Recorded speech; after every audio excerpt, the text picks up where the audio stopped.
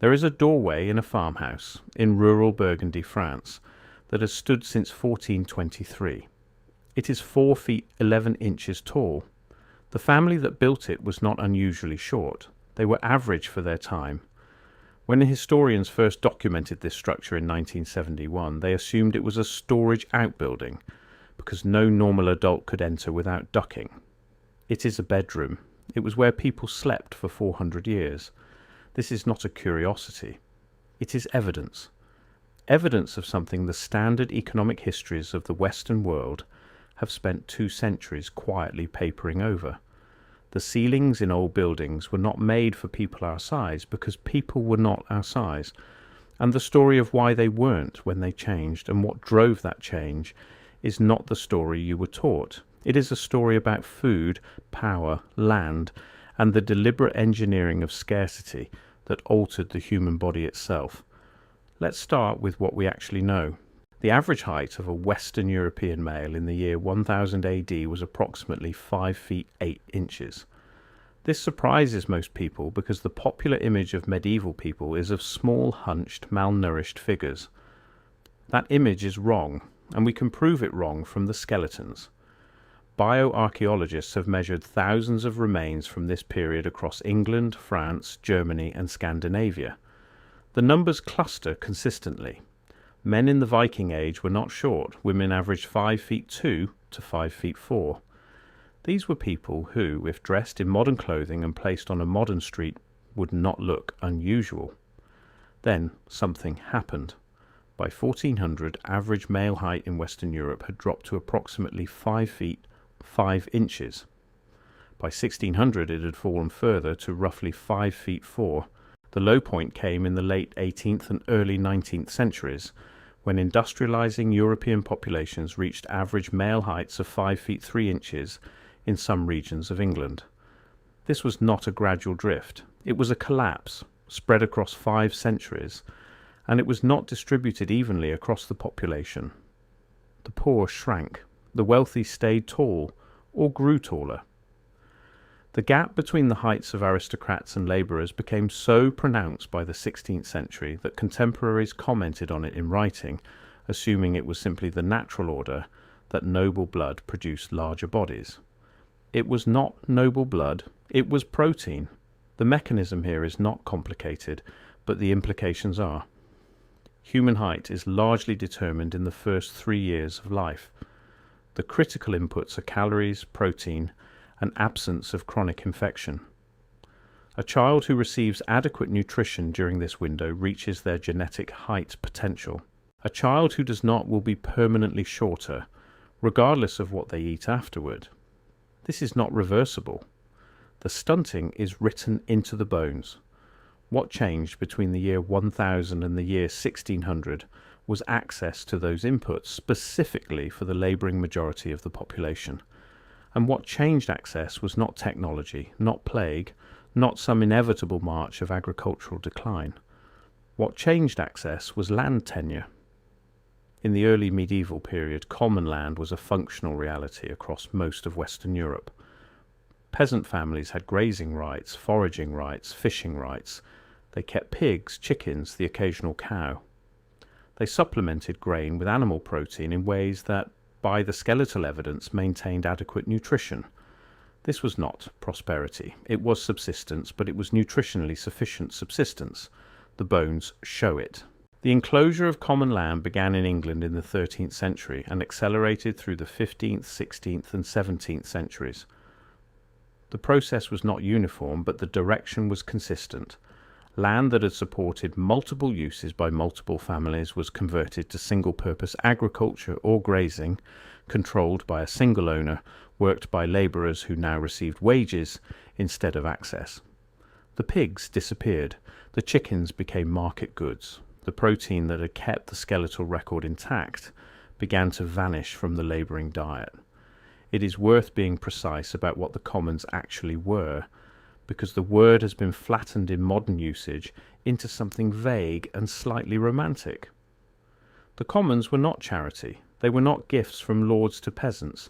They were legal rights attached to specific plots of land held by specific families, enforceable in court. A family with common rights to the village green could graze a defined number of animals there. A family with estovers had the legal right to cut wood for fuel and fencing. A family with piscary rights could fish designated waters. These were property rights in the full legal sense, and the families who held them had held them in many cases for generations before anyone thought to write them down. Enclosure was the legal extinguishment of those rights. Parliament in England passed over 4,000 individual enclosure acts between 1700 and 1900 alone. Each one was specific to a place, a parish, a set of fields. Each one transferred rights from the many to the few, almost always with compensation structured in ways that favoured landowners and left former commoners with parcels too small to be viable, or with cash payments that were consumed within a generation. The legal machinery was so successful that by 1850, common land in England had been reduced to roughly 3% of what it had been in 1500. The German, French, and Scandinavian experiences varied in their timing and their mechanisms, but the trajectory was the same. In France, the process was accelerated by the Revolution, which abolished feudal rights, but also, in practice, accelerated the privatization of land that had previously been held communally. In Prussia, reforms that were explicitly designed to modernize agriculture had the same structural effect. Different politics, different rhetoric, same outcome. The commons contracted. The protein contracted with them. Historians of the enclosure movement have documented its effects on wages, on rural migration, on the growth of urban poverty. They have written extensively about the social dislocation it caused. What they have written almost nothing about is what it did to the human body, because that required connecting two separate academic disciplines, economic history and bioarchaeology, that spent most of the 20th century not reading each other. The connection was made slowly through researchers who were interested in exactly the kind of question that makes academic departments uncomfortable. Not what happened, but what was done, and to whom, and whether the people who did it knew what they were doing. One of the foundational papers in this field was published by economist Richard Steckel in 1995. Steckel had spent years compiling skeletal data from burial sites across North America and Europe, tracking height across centuries. What he found contradicted the dominant narrative of economic history so directly that the initial reception was skeptical. The narrative said that living standards had risen more or less continuously since the medieval period, that industrialization had lifted all boats, that modernity was an improvement over what came before. The skeletons said something different.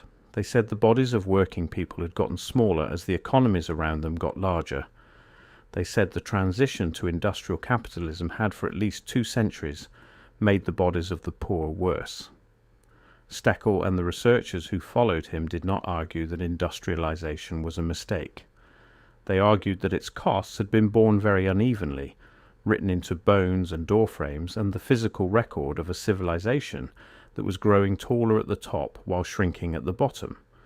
Here is what the record shows. In regions where enclosure was most aggressive and most complete, the height decline was steepest. In regions where common land persisted longer, where peasant access to animal husbandry survived, the decline was shallower.